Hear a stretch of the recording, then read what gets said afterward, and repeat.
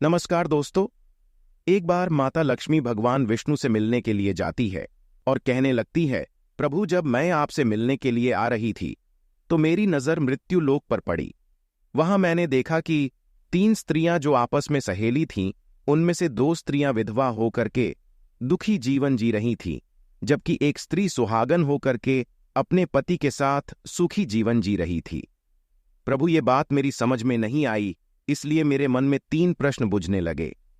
अब मैं आपसे ये चाहती हूं कि आप मेरे तीनों प्रश्नों के उत्तर दे करके मुझे संतुष्ट करने की कृपा करें। मित्रों, इस प्रकार माता लक्ष्मी की बात को सुनकर भगवान विष्णु कहते हैं, लक्ष्मी तुम मुझे अपने तीनों कष्ट बताओ, मैं तुम्हें तुम्हारे प्रश्नों के उत्तर देकर के पूरी तरह संतुष्ट करने का प्रयास करूंगा। अब माता लक्ष्मी कहती है, प्रभु मेरा पहला प्रश्न है, कौन सी स्त्री समय से पहले विधवा हो जाती है? मेरा दूसरा प्रश्न है, कौन सी स्त्री को जीवन में कभी सुख नहीं मिलता? और मेरा तीसरा प्रश्न है, कौन सी चीज ऐसी है जो एक पत्नी अपने पति को मांगने से भी नहीं देती? मित्रों, इस प्रकार माता लक्ष्मी के प्रश्नों को सुनकर भगवान विष्णु कहने लगे, तुम जिन स्त्रियों की बात कर रही हो, उनमें से 2 स्त्रियां विधवा होकर अपना दुखी जीवन जी रही हैं, और वहीं पर एक स्त्री सुहागन होकर अपने पति के साथ अपना सुखी जीवन जी रही है। तुम जानना चाहती हो आखिरकार ऐसा क्यों है? तो मैं तुम्हें एक छोटी सी कहानी सुनाता हूं। इस कहानी को बहुत ही ध्यान से सुनना। आधी अधूरी कहानी सुनने वालों को आधा अधूरा ही ज्ञान प्राप्त होता है, जो जीवन में कभी काम नहीं आता, क्योंकि तुम्हारे तीनों प्रश्नों के उत्तर किसी छोटी सी कहानी में समाये हुए हैं। यदि तुमने ध्यान से सुना तो तुम्हारी तीनों प्रश्नों के उत्तर तो अवश्य मिलेंगे और तुम्हें संतुष्टि प्राप्त होगी। मित्रों, माता लक्ष्मी कहती है, प्रभु मैं आपकी बात से सहमत हूं, आप कहानी शुरू करो। मैं कहानी को पूरी मन से सुनूंगी, और जब तक आप कहानी बोलेंगे तब तक मेरा मन किसी दूसरे स्थान पर नहीं जाएगा।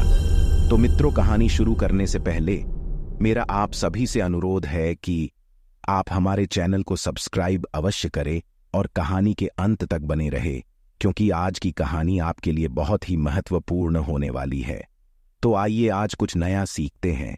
भगवान विष्णु कहते हैं, लक्ष्मी सबसे पहले मैं तुम्हें उस स्त्री की कहानी सुनाता हूं जो सुहागन बनकर सुखी जीवन जी रही है। देखो, जिस सुहागन स्त्री की तुम बात कर रही हो, वो स्त्री एक राजा के नौकर की पत्नी है, और जिस नौकर की वो पत्नी है, उस नौकर को अपनी पत्नी पर पूर्ण विश्वास और भरोसा है कि वो पतिव्रता है, जिसकी महिमा वो अपने साथियों में बार बार करता है।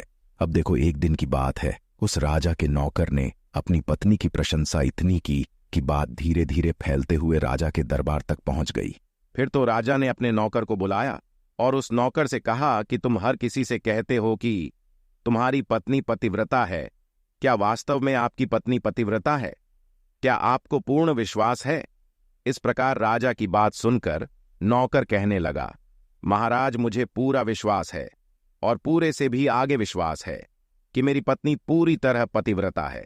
अब उसी समय पर राजा का महामंत्री कहने लगता है, यदि मैं तेरी पत्नी का पतिव्रता धर्म खंडित कर दूं तो तुझे क्या सजा मिलनी चाहिए? फिर तो नौकर ने कहा, यदि तुम मेरी पत्नी का पतिव्रता धर्म खंडित कर देते हो तो महाराज मुझे फांसी लगा देना। अब उधर वो राजा का नौकर भी मंत्री से कहता है, यदि महाराज यह मेरी पत्नी का पत्नीव्रता धर्म खंडित नहीं कर पाए तो इनको सजा क्या मिलनी चाहिए? तो राजा ने कहा कि मंत्री को भी फांसी की सजा दी जाएगी।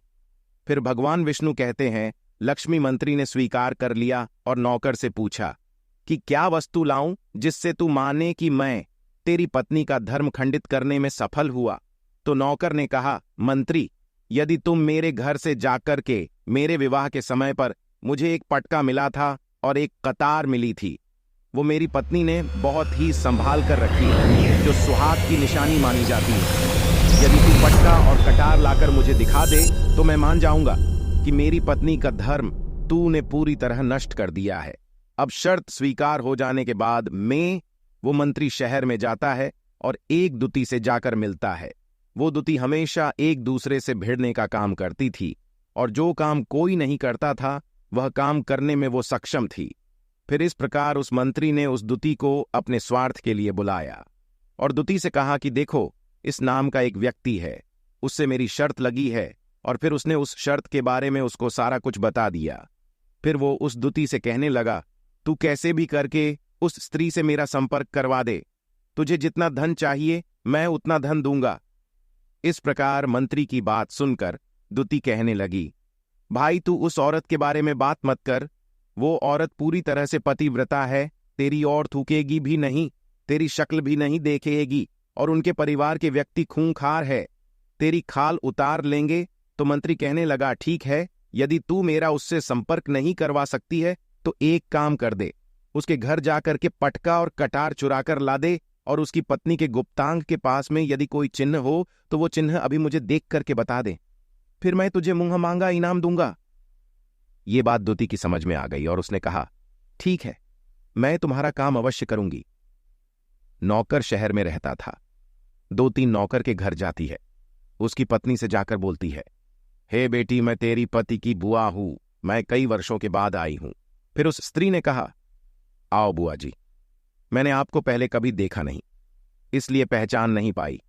और इस प्रकार उस दूती को उस नौकर की पतिव्रता स्त्री ने बहुत बड़ा सम्मान दिया।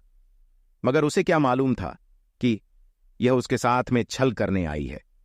अब भगवान विष्णु कहते हैं, लक्ष्मी, इस प्रकार वो दूती उस पतिव्रता स्त्री के साथ में 2 दिन तक रुकी। जिसमें वो स्त्री स्नान करने लगी तो दूती उठ करके उस पतिव्रता के कमर मलने लगी। उस पतिव्रता स्त्री ने बहुत मना किया, फिर भी वो दूती नहीं मानी और कहने लगी, मुझे तो तुम बेटी से भी प्यारी लगती हो, तो मना मत करो।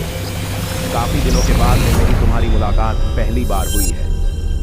अब ऐसा कहकर कि वह दूती मुख पर हाथ फिराने लगी। फिर आंखों को धोने के बहाने से उस दूती ने उस पतिव्रता स्त्री की आंखों पर पानी मार दिया और उस स्त्री की आंखें बंद हो गई। इस प्रकार गुप्तांग के पास में जांघ पर उस स्त्री के एक तिल था, जो दूती ने देख लिया। बस उसका काम बन गया। उधर ही स्नान करने के बाद में जब वह पतिव्रता स्त्री रसोई में खाना बनाने गई तो दूती को मौका मिल गया और उसने पटका और कटार उस नौकर के घर से चुरा ली और वहां से एकदम से भाग गई। और जाकर के दूती ने वो पटका और कटार मंत्री को दे दिए और उस पतिव्रता स्त्री के जांघ पर तिल की निशानी भी बता दी। फिर वह मंत्री पटका और कटार लेकर सीधा राजा के दरबार में पहुंचा और राजा से जाकर कहा, महाराज, मैंने नौकर की पत्नी के साथ में 2 दिन बिताए और यह पटका तथा कटार उसी के हाथों से लेकर आया हूं।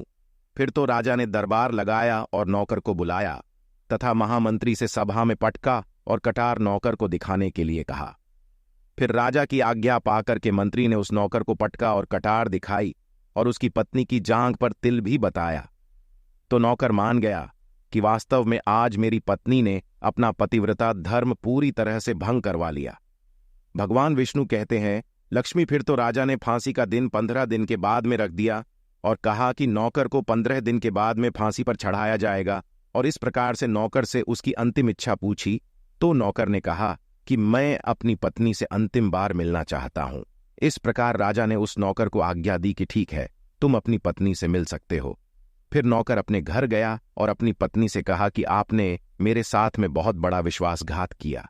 मैंने आपके विश्वास पर मंत्री से ऐसी शर्त लगाई थी कि राजा के दरबार में राजा के सामने मैंने कहा था कि मेरी पत्नी का पतिव्रता धर्म कोई नष्ट कर दे तो मुझे फांसी लगा देना। अब मुझे 15 दिन के बाद में फांसी लगा दी जाएगी। मेरे साथ विश्वासघात करके तुमने ठीक नहीं किया। उस पतिव्रता स्त्री ने अपने पति को सारी बात बताई, मगर उसे विश्वास नहीं हुआ और वह राजा के दरबार में पहुंच गया। फिर नौकर राजा के दरबार में पहुंचा तो फिर उसे कैद में डलवा दिया गया। अब उधर नौकर की पतिव्रता धर्मपत्नी ने परमात्मा को याद किया और अपना भेष बदलकर राजा के दरबार में गई और राजा से नाच दिखाने की आज्ञा मांगने लगी, क्योंकि वो स्त्री बहुत ही सुंदर थी और उधर राजा शौकीन होते हैं, इसलिए राजा ने आज्ञा दे दी कि सभी मंत्री, संतरी आदि उपस्थित होकर के इस सुंदरी का नाच करवाने की पूरी व्यवस्था करे। भगवान विष्णु कहते हैं, लक्ष्मी, फिर तो सब मंत्री, महामंत्री, राजा आदि दरबार में उपस्थित हुए और फिर उस नौकर की धर्मपत्नी ने जब नाचना शुरू किया तो राजा को उस स्त्री का नाच बहुत ही सुंदर लगा। और फिर राजा ने कहा, तुम मुझसे क्या मांगना चाहती हो? तुम जो भी मांग मांगोगी मैं तुम्हें वहीं दूंगा। फिर उस नौकर की पतिव्रता स्त्री ने कहा, महाराज, आपकी सभा में मेरा चोर है जिसने मेरे रुपए लिए थे मगर आज तक वापस नहीं दिए। उसे फांसी की सजा दे दीजिए। अब राजा ने कहा, ठीक है, बताओ मेरे दरबार में तुम्हारा चोर कौन है, उसका नाम क्या है, मैं उसको फांसी की सजा अवश्य दूंगा। भगवान विष्णु कहते हैं, फिर उस नौकर की पतिव्रता स्त्री ने कहा, महाराजा, आपका मंत्री मेरा चोर है, आप इनको फांसी की सजा अवश्य दें। अब उधर जैसे ही मंत्री ने सुना कि ये सुंदरी मुझे अपना चोर बता रही है, तो मंत्री कहने लगा, महाराज, मैं कसम खाकर कहता हूं कि मैंने इसका कभी कुछ नहीं चुराया है। मैंने इसे आज तक कभी देखा ही नहीं है, तो मैं चोरी कैसे कर सकता हूं? मैंने आज तक इसकी शक्ल ही नहीं देखी है। अब भगवान विष्णु कहते हैं, लक्ष्मी जैसे ही मंत्री ने कहा कि मैंने इस सुंदरी की आज तक शक्ल ही नहीं देखी है, तो वो सुंदरी कहने लगी, महाराज, ये मंत्री मुझे जानता नहीं है, तो आप इससे ये पूछो कि ये पटका और कटार कहाँ से लाया था। मैं उस नौकर की पत्नी हूं जो आपके यहां पर नौकरी करता है, और आप मेरे निर्दोष पति को फांसी चढ़ाने वाले हैं। अब मैं आपको पूरी दास्तां सुनाती हूं। ये जो आपका मंत्री है, इसने मेरे पास में अपनी एक दुती को भेजकर मेरी जांघ के तिल का पता लगाया, और उसी ने यह पटका और कटार चुराकर इसको लाकर दिया और आपके मंत्री के द्वारा भेजी गई। जब मेरे घर पर आई थी तो उसने मुझसे कहा था कि वो मेरे पति की बुआ है और वह पहली बार आई है, इसीलिए मैं उसको पहचान नहीं सकी। और महाराज, जिस प्रकार मैंने उस स्त्री को अपने यहां पर बहुत बड़ा सम्मान दिया और अपने घर पर उसके ठहरने की व्यवस्था की, और इस प्रकार उस नौकर की पतिव्रता स्त्री की बात को सुनकर राजा ने दुती को बुलाया। फिर उस दुती ने राजा को सारी सच्चाई बता दी, जिससे राजा ने उस नौकर को रिहा कर दिया और मंत्री को फांसी पर चढ़ा दिया। भगवान विष्णु कहते हैं, हे लक्ष्मी, इस प्रकार उस नौकर की पतिव्रता स्त्री ने अंत में राजा से कहा, महाराज, मैं अपने पति से बहुत प्यार करती हूं, मैं एक चरित्रवान स्त्री हूं, कभी भी मैं अपने पति का नाम तक अपने मुंह से नहीं लेती। भगवान विष्णु कहते हैं, लक्ष्मी, मेरी कहानी पूरी होती है, अब तुम अपने तीनों प्रश्नों के उत्तर सुनो। तुम्हारा पहला प्रश्न था, कौन सी स्त्री समय से पहले विधवा हो जाती है? तो जो स्त्रियां अपने पति का नाम लेती हैं, वो समय से पहले विधवा हो जाती है, क्योंकि पति का नाम लेने से पति की उम्र कम हो जाती है और समय से पहले ही उनके पति की मृत्यु हो जाती है। ऐसी स्त्रियां जो पति का नाम लेती है, समय से पहले ही विधवा होकर एक दुखी जीवन जीती है। बस यही राज की बात है कि तुम जिन 3 सहेलियों की बातें कर रही थी, उनमें से 2 विधवा थी और एक ये नौकर की पत्नी थी। जो पतिव्रता स्त्री थी, ये पतिव्रता स्त्री कभी भी अपने पति का नाम मुंह से नहीं लेती थी, और उधर वो 2 स्त्रियां जो विधवा होकर जीवन दुखी होकर जी रही हैं, वो हमेशा अपने पति का नाम लेकर ही बुलाती थी, जिसकी वजह से उनके पति की उम्र कम हुई और फिर वो दोनों स्त्रियां समय से पहले ही विधवा हो गई और आज वो दुखी जीवन जी रही है। इसलिए कभी भी स्त्रियों को अपने पति का नाम अपने मुंह से नहीं लेना चाहिए। अब तुम्हारा दूसरा प्रश्न था, कौन सी स्त्री को जीवन में कभी सुख नहीं मिलता है?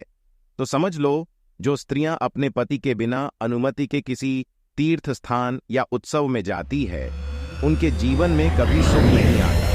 ऐसी स्त्रियां जीवन भर दुखी रहती हैं और उन्हें पति का कभी प्रेम नहीं मिलता। भगवान विष्णु कहते हैं, लक्ष्मी, तुम्हारा तीसरा प्रश्न था कि ऐसी कौन सी चीज है जो एक पत्नी अपने पति को मांगने से भी नहीं देती? तो समझ लो, वह चीज गाली है। एक चरित्रवान स्त्री कभी अपने पति को गाली नहीं दे सकती, और जो स्त्री गाली देती है, वो स्त्री कभी चरित्रवान नहीं होती, और ऐसी स्त्री जीवन भर रोती है, उसके जीवन में कभी सुखी नहीं आती, और समय से पहले ही ऐसे स्त्री विधवा हो जाती है। मित्रों, इस प्रकार कहानी सुनने के बाद में माता लक्ष्मी पूरी तरह से अपने तीनों प्रश्नों से संतुष्ट होकर कहती है, प्रभु, वास्तव में जो स्त्री चरित्रवान होती है, वो कभी दुखी जीवन नहीं जीती है, क्योंकि ऐसे घर में लक्ष्मी का सदा वास होता है और वह घर धन धान्य से हमेशा भरपूर बना रहता है। ऐसी स्त्रियां हमेशा घर को स्वर्ग बना देती है। तो दोस्तों, यदि आपको यह वीडियो पसंद आया हो तो प्लीज आप हमारे चैनल को सब्सक्राइब अवश्य करें और वीडियो को लाइक करें। तो दोस्तों, सच्ची श्रद्धा से कमेंट में जरूर लिखें, जय श्री राम, जय हनुमान, साथ ही देवों के देव हर हर महादेव सदैव अपनी कृपा आप पर बनाए रखे। प्रिय मित्रों, वीडियो को अंत तक देखने के लिए बहुत बहुत धन्यवाद।